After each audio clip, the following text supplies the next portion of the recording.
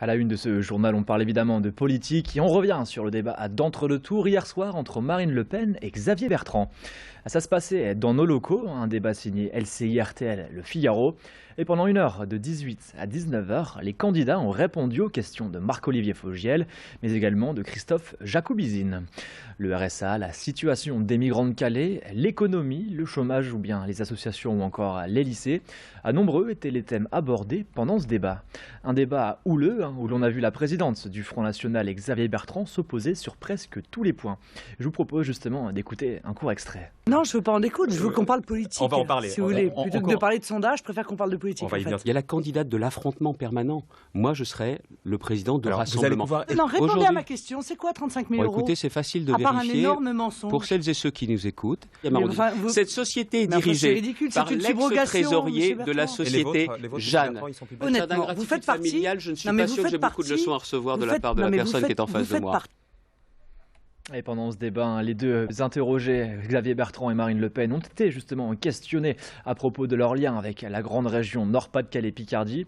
Et je vous propose d'écouter tout d'abord les propos de Xavier Bertrand, suivis tout de suite après de ceux de Marine Le Pen. On écoute. Demain, donc, si vous êtes président de région, elle vous fait vibrer. Pourquoi cette région et quel est l'atout de cette région? Parce que c'est ma région, j'y ai grandi, j'y ai travaillé, j'en suis élu. C'est une région qui est fière. Il y a une vraie fierté d'être ch'ti, d'être picard. C'est la même fierté. Mais la fierté d'être habitant de cette région, ça ne peut pas rester la même fierté si elle est dirigée par le Front National. C'est une région qui est ouverte, qui est chaleureuse. Elle ne peut pas être une région repliée sur elle-même. Et il y a un potentiel. Il y a un espoir pour cette région. Ce que Jean-Louis Borloo a fait à Valenciennes, on peut le faire dans la région. Et d'ailleurs, si ça n'avait pas été Jean-Louis Borloo à Valenciennes, mais Le Pen à Valenciennes, franchement, on n'aurait jamais eu Toyota à Valenciennes. On a des problèmes, on ne peut pas ajouter des problèmes de plus. Dans les situations extrêmes, la solution vient jamais des extrêmes. Et dans des moments historiques, tout le monde s'est retrouvé, des gaullistes aux communistes. Et là, le moment, il est important, parce que c'est l'avenir de la région pour les 6 ans qui viennent. Ça dépasse ma personne. Et ce que je veux vous dire, c'est que c'est ici et maintenant, dans cette région, que l'on stoppe le Front National. C'est ici et maintenant, dimanche prochain, que l'on montre que notre région, elle gardera sa chaleur et sa fierté. Pourquoi elle vous fait vibrer ou pas, cette région? Mais Une minute, Marine Le Pen, c'est votre conclusion. Pour ses habitants, voilà.